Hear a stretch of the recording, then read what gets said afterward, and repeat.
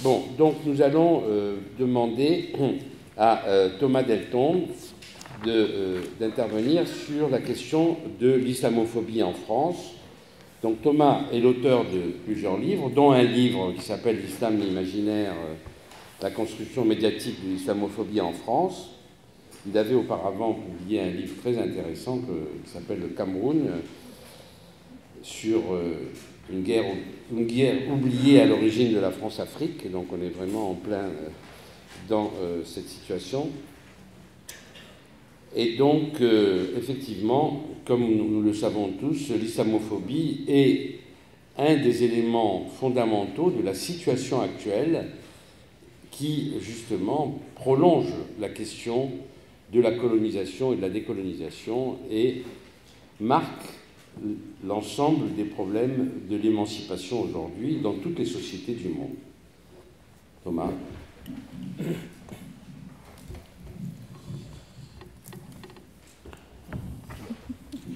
Ça va vite. N'emmène pas Mireille. Voilà, c'est bon. Bonjour à tous. Je vous remercie pour votre invitation. Je dois dire que je ne me sens pas forcément très légitime pour parler de Fanon, parce que je ne suis pas spécialiste de Fanon. À vrai dire, je l'ai découvert en travaillant sur la question de l'islamophobie, justement, il y a plus de 10 ans maintenant, et parce que je travaillais sur les nouvelles formes de racisme à référent islamique, disons, ce qu'on appelle l'islamophobie, à la télévision dans les années 80 en France. Et je dois dire qu'à cette époque, j'ai lu donc, les textes de Fanon et j'ai découvert énormément de choses qui venaient directement en écho avec des observations que je pouvais faire sur la situation actuelle, alors que la situation dans laquelle écrivait et agissait Fanon était très différente. Je pense que c'est intéressant de remettre Fanon dans son contexte, parce qu'en réalité, il a écrit dans les années 50, sur une période relativement courte, donc les années 50, et il a produit des réflexions qui aujourd'hui ont des échos très très forts, notamment sur cette thématique de l'islamophobie et sur d'autres. Et c'est peut-être ça que je vais essayer d'expliquer, en tout cas de façon assez personnelle, en deux temps. C'est d'abord quelles observations a pu faire Fanon sur les thématiques sur le racisme d'aujourd'hui, et puis dans un deuxième temps, essayer de raconter un peu comment on peut analyser l'islamophobie contemporaine à travers les outils que nous a laissé Fanon dans les années 50 et à l'orée des années 60. Je vais commencer par trois points qui me semblent importants dans la réflexion de Fanon. C'est d'abord la question du racisme, ensuite la question de la guerre, et troisièmement celle du colonialisme et de la culture, puisque Fanon a beaucoup parlé de culture, comme vous le savez. La question du racisme, c'est le point de départ fondamental, c'est-à-dire, vous le savez très bien, la race n'existe pas en soi, et Fanon le dit explicitement dans Masque Blanc, c'est le racisme qui crée l'infériorité. Ça, je pense que c'est un point fondamental qui explique la plasticité du racisme. Le racisme évolue et évoluant s'adapte au monde tel qu'il évolue lui-même. Cette plasticité du racisme est expliquée par Fanon dans sa célèbre conférence de 56, Racisme et culture, dans laquelle il explique qu'à la suite de la Seconde Guerre mondiale, les formes d'expression du racisme ont évolué, se sont culturalisées. Il parle du racisme culturel. Et il explique, et c'est ça qui m'intéresse le plus, que donc, le racisme, à la suite de la Seconde Guerre mondiale, je cite les termes qu'il utilise dans ce texte, il se renouvelle, il change de physionomie, il se camoufle, il se farde, et je pense que ça, c'est des remarques qu'il fait dans 1956 qui sont extrêmement importantes aujourd'hui pour comprendre comment fonctionne l'islamophobie. Il souligne finalement ce qu'on pourrait appeler l'encodage de la race, c'est-à-dire on réencode systématiquement la race, l'euphémisation du racisme, c'est-à-dire on fait semblant de ne jamais être raciste pour mieux perpétuer le racisme, et tout cela s'accompagne d'un phénomène de dénégation. Je ne suis pas raciste, la société française n'est pas raciste, etc. Ça, Fanon le souligne clairement, donc il y a 60 ans maintenant. Et dans ce texte, il souligne que le racisme culturel prend des formes qui reprennent des schémas très anciens. Je le cite, il dit « Les valeurs occidentales, entre guillemets, rejoignent singulièrement le déjà célèbre appel de la lutte de la croix contre le croissant. » Et là encore, cette remarque n'est pas sans actualité. Donc ça, c'est le premier point, la question de la race et de sa plasticité et de son évolution qui permet la régénération du racisme perpétuel. Le deuxième point que je voudrais souligner, c'est la question de la guerre. Fanon est, à mon avis, assez rarement décrit comme un penseur de la guerre. Or, la guerre traverse toute son œuvre, du fait, en particulier, de son implication dans la guerre d'Algérie aux côtés du FLN. Dans les années 50, vous savez sans doute, les théoriciens militaires dans tous les pays, mais en France en particulier, ont renouvelé la pensée militaire en expliquant qu'on n'était plus dans des situations de guerre où des armées se battaient front contre front, mais on était maintenant dans des situations où la guerre se jouait dans les populations civiles et plus que ça, se jouait dans le cerveau même des gens, que ce soit les populations métropolitaines en France ou les populations colonisées en Algérie, au Cameroun et ailleurs. Évidemment, donc vraiment la bataille, et c'est ce que faisaient les militaires français, ils développaient ce qu'ils appelaient des armes psychologiques le but était d'immuniser les populations de ce qu'ils appelaient les virus subversifs, que ce soit le communisme, l'anticolonialisme ou les deux combinés. Évidemment, Fanon, qui était en psychiatre en Algérie au début des années 50, était un observateur privilégié de ce phénomène et a essayé de comprendre ce qui se passait, quels étaient les effets en particulier de ces méthodes de guerre psychologique. Et ce qui m'intéresse moi là-dedans, c'est qu'il en tire quand même comme conséquence que ces guerres, la guerre coloniale qui a lieu en Algérie dans les années 50 et 60, est en fait que la manifestation virulente de ce qu'est le colonialisme lui-même. Et il dit à plusieurs reprises que le colonialisme lui-même est une force de guerre et que le colonialisme lui-même est une conquête permanente. D'abord une conquête territoriale, mais ensuite une conquête des esprits. Et il dit que finalement, le colonialisme lui-même est l'articulation entre le racisme et la guerre. Et c'est ça qui explique et c'est ce qui explique la perpétuation finalement des schémas coloniaux, y compris dans les esprits, bien au-delà des indépendances formelles des pays comme l'Algérie ou des pays africains. Donc voilà quelques points qui me semblent vraiment importants à souligner, puisque ça nous permet de réfléchir sur l'islamophobie actuelle. Une chose vraiment très importante, c'est l'accent que met Fanon sur la question de la culture. Il explique que tout système colonial utilise la culture, dans le cadre de cette guerre psychologique perpétuelle, utilise la culture pour conquérir les esprits des colonisés. Et donc il explique ça à plusieurs reprises, et il explique que cette offensive culturelle, organisée, cette espèce d'appropriation culturelle d'État, finalement organisée par l'État colonial, provoque des réactions dans les populations colonisées qui essaient de se réapproprier leur propre culture pour se libérer finalement de l'emprise du colonialisme. Le texte le plus célèbre sur cette question, c'est à mon avis le texte qui s'appelle « L'Algérie se dévoile », publié en 1959 donc par les éditions Maspero, qui raconte, et il parle de la question du voile pendant la guerre d'Algérie, et il explique que l'administration coloniale organise toute une propagande qui était qualifiée d'action psychologique pour humilier les Algériens et les Algériennes autour de cette question du voile et de la condition féminine. Et il explique en retour que les Algériens et les Algériennes se repositionnent par rapport au voile et utilisent le voile comme une arme de résistance face à cette conquête des esprits organisée par l'armée française en Algérie. Il parle à cette occasion-là de bataille grandiose autour du voile. Je vous passe les citations, mais c'est vraiment un texte qui mérite d'être lu et qui, là encore, vient en écho direct avec les affaires de foulard qui sont dans l'actualité depuis près de 30 ans en France. Alors, voilà très rapidement les choses qui m'avaient beaucoup intéressé quand j'avais travaillé sur la question de l'islamophobie médiatique. Ça m'a d'autant plus intéressé que je me suis rendu compte, et je rentre là dans la seconde partie de mon intervention, que les phénomènes qu'avait observés Fanon dans les années 50 se sont poursuivis finalement dans les années suivantes, dans les années 70, 80, 90 et jusqu'à aujourd'hui. Et donc que ce soit le renouvellement formel du racisme, premier point, ou l'extension du domaine de la guerre, c'est-à-dire vraiment des logiques guerrières qui rentrent de plus en plus profondément dans notre quotidien, dans la vie de tous les jours.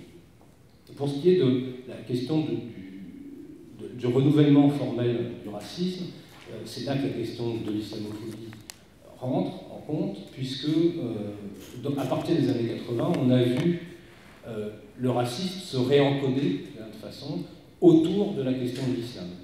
On le voit très clairement quand on étudie les discours médiatiques dans les années 80. Les gens qu'on appelait nord-africains dans les années précédentes sont assignés à une identité musulmane, et on va parler des musulmans.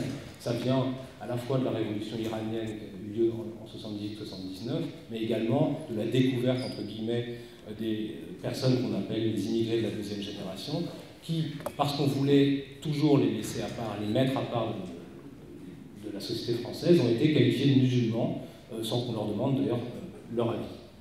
Et donc on se retrouve exactement dans les mêmes phénomènes que ce que Fanon soulignait en 1956, c'est-à-dire les phénomènes d'encodage, de féminisation, évidemment, avec tout un discours d'accompagnement.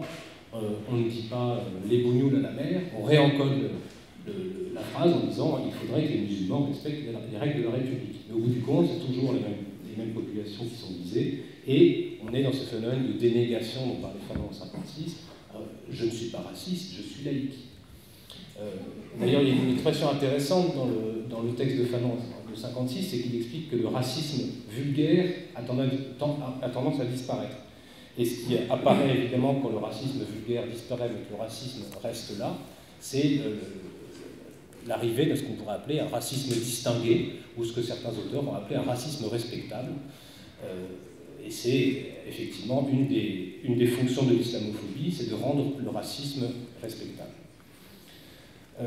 Alors, un des aspects qui me semble intéressant en écho à Fanon et dans les observations qu'on peut faire aujourd'hui sur l'islamophobie, c'est la façon dont ce que Fanon appelait la lutte de la croix contre le croissant, c'est-à-dire ce qu'on pourrait appeler aujourd'hui la guerre des civilisations, ou le choc des civilisations, n'est pas exprimé ou est rarement exprimé comme tel. Il est assez rare que des gens, en fait, ça arrive dans les milieux vraiment d'extrême droite, mais globalement, dans les médias mainstream, on va dire, on ne parle pas de guerre de l'Occident contre l'islam, on parle en revanche davantage de guerre à l'intérieur de l'islam. Ça, c'est quelque chose qui est permanent. Il y aurait une guerre à l'intérieur de l'islam, avec deux camps très faciles à identifier, apparaît-il, les musulmans modérés d'un côté, et puis toute une série de gens apparemment dangereux qu'on qualifie au choix de intégristes, islamistes, fondamentalistes, etc. Alors évidemment, ça c'est le discours habituel quand on regarde la télévision française. Cette espèce de mise en scène, disons, de guerre à l'intérieur de l'islam remplit différentes fonctions qu'avait soulignées Fanon dans les années 50. La première chose qui est, donc, à quoi sert finalement cette mise en scène d'une guerre à l'intérieur de l'islam? Ça sert à quatre choses, à mon avis, principalement. D'abord, à certifier l'existence de cette communauté musulmane. S'il y a une guerre à l'intérieur de la communauté musulmane, c'est bien que cette communauté existe. Sinon, elle ne serait pas divisée. La division crée l'union. Et si cette communauté musulmane existe, c'est qu'elle est différente de nous. Donc, cette mise en scène d'un conflit à l'intérieur de l'islam permet paradoxalement de distinguer les musulmans des autres. Première fonction. La deuxième fonction, c'est que ça permet d'immuniser ceux qui mettent en scène cette guerre à l'intérieur de l'islam, puisqu'il y a des musulmans modérés, c'est que nous avons des amis musulmans. Et quand on a des amis musulmans, on n'est pas islamophobe. Je ne suis pas raciste, j'ai des amis arabes.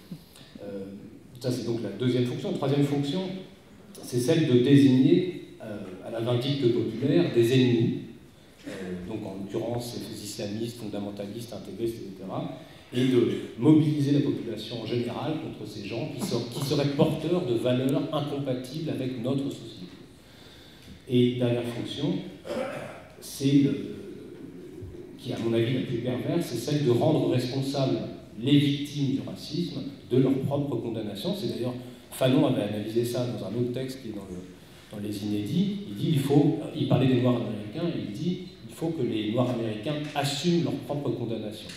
On fait en sorte que les Noirs américains assument leur propre condamnation. Je crois que l'islamophobie contemporaine fonctionne de cette façon-là. On demande aux musulmans d'assumer leur propre condamnation, leur propre damnation, si on veut, dans un registre familial.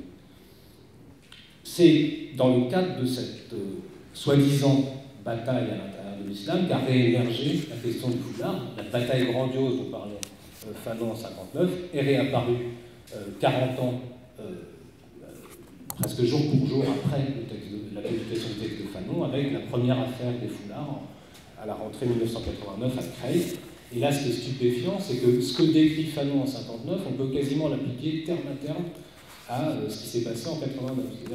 Alors, c'est plus, les acteurs ont changé, de toute façon, c'est plus l'armée française qui mène une action psychologique autour du foulard, mais c'est, et là j'ai pu l'observer vraiment en détail, la télévision et le système médiatique en général, qui reproduit exactement les phénomènes d'action psychologique mis en place pendant la guerre d'Algérie par l'armée française et l'administration coloniale. Là, je veux dire que c'est assez stupéfiant de voir le parallèle, c'est une similitude vraiment très étonnante. Un des points qui me semble important, c'est que toutes ces logiques de guerre à l'intérieur de l'islam qui couvrent en fait une guerre contre les musulmans a été encore renforcée par toutes les questions liées à ce qu'on appelle le terrorisme, et ce qu'on appelle aujourd'hui la guerre au terrorisme. Ce qu'on appelle la guerre au terrorisme est en fait la réactivation, là encore, de schémas militaires, des schémas militaires mis en place dans les années 50 par l'armée française. Les logiques de guerre contre-subversive mises en pratique en Algérie dans les années 50 sont en fait la source de la guerre contre le terrorisme mise en place aujourd'hui par le gouvernement. Et donc, là encore, les réflexions de Fanon sur la guerre et la guerre contre-subversive et la guerre psychologique méritent d'être méditées. Un exemple entre mille, dans le livre blanc sur la sécurité intérieure publié par le gouvernement français en 2006, il est dit explicitement qu'il y a deux groupes cibles, et c'est le terme qui est utilisé, deux groupes cibles dans la population française, la population en général, y compris les enfants, c'est marqué, et deuxièmement, les populations dont les terroristes réclament, c'est-à-dire les musulmans. Donc l'implicite de ça, c'est qu'il faut mener une action psychologique spécifique contre les musulmans pour, et là on se retrouve exactement dans les logiques dans les années 50, pour éloigner, immuniser les populations musulmanes et les éloigner de leur penchant potentiellement terroriste. Les éloigner à la fois physiquement, mais également psychologiquement. Donc on est vraiment dans ces logiques de guerre psychologique qu'analysait Fanon il y a 50 ou 60 ans. Je vais conclure, parce qu'on me demande de conclure, sur un point je me suis posé la question en préparant l'intervention, je me suis demandé que dirait Fanon aujourd'hui de l'islamophobie, disons, contemporaine. Je pense que, d'après ce que j'ai dit, si on suit ce que j'ai dit, il est assez clair que Fanon serait mobilisé contre l'islamophobie, il est assez clair qu'il verrait très rapidement les racines coloniales de l'islamophobie contemporaine, et je pense qu'il serait aussi très virulent contre la gauche française. Il était déjà très virulent pendant la guerre d'Algérie, constatant que la gauche française était totalement inepte, disons, et vraiment hors des clous, voire néfaste dans le combat pour l'indépendance algérienne, mais on constate, encore une fois, une analogie avec ce qui se passe aujourd'hui, qui est que la gauche française a joué un rôle essentiel et extrêmement néfaste dans le développement de l'islamophobie depuis les années 80. Je ne vais pas forcément détailler, mais très clairement, c'est la gauche du gouvernement en premier lieu, qui, sous prétexte de lutter contre l'extrême droite, sous prétexte de libérer les femmes musulmanes de l'intégrisme ou des traditions musulmanes, apparemment néfastes et contraires à nos valeurs, a la première encodé la race à travers le référent religieux. Là, il y a plein d'exemples, on pourrait revenir si vous voulez tout à l'heure. Mais je pense qu'il sera aussi critique non seulement à l'égard de la gauche du gouvernement, mais également à travers cette autre gauche qui se prétend antiraciste, mais qui malheureusement oublie de se décoloniser elle-même et qui continue à avoir des pratiques coloniales. On voit là vraiment, enfin là aussi je peux y revenir, mais il y a des textes de Fanon, et notamment un dans les Inédits, où il parle d'un certain Paul Rivet, qui était un anticolonialiste qui finalement s'est mis au service du gouvernement pendant la guerre d'Algérie, et le portrait est très très sévère à l'égard de cette gauche qui se prétend anticolonialiste. Je pense qu'on pourrait faire la même chose sur la gauche qui se prétend antiraciste. Et je termine sur un point, et là qui est plus un questionnement, qui est quelle aurait été la position de Fanon à l'égard de ce qu'on appelle l'islam politique. On sait, il y a beaucoup de témoignages sur ce point, que Fanon était assez critique à l'égard de la politisation de l'islam. Autant il considérait que la culture pouvait être politisée, la culture pouvait être une arme de combat pour les populations colonisées contre le colonialisme, autant sur la religion en tant que telle, et non pas la culture, ce qui se rapporte à la culture, c'est-à-dire, par exemple, quand il parle du voile, il en parle comme d'un élément culturel. D'ailleurs, il parle d'éléments culturels, et pas comme élément religieux. Et encore une fois, dans ce livre, il y a une lettre que Fanon adresse au penseur iranien Ali Shariati, dans lequel il explique à Shariati, qui est donc un penseur iranien, théologien très important, qu'il n'est pas d'accord avec lui pour utiliser... Il reconnaît ce qu'il appelle le potentiel anticolonialiste de l'islam, mais il pense que ce n'est pas une voie qu'il faut investir pour lutter contre le colonialisme. Or, je pense qu'aujourd'hui, les choses ont évolué, et je pense au contraire qu'il faut s'intéresser à l'islam aussi dans son potentiel de théologie de libération. C'est peut-être là-dessus que je terminerai en citant la phrase de conclusion de Fanon, dans cette lettre à Shariati, où il dit clairement son désaccord, mais il ouvre quand même une voie. Il dit, et je conclus sur cette phrase: bien que ma voie se sépare de la tienne, voire s'y oppose, je suis persuadé que nos chemins se rejoindront finalement vers cette destination où l'homme vit bien. Et je pense que si on veut être des antiracistes et des anticolonialistes conséquents, on pourrait méditer cette phrase. Je vous remercie.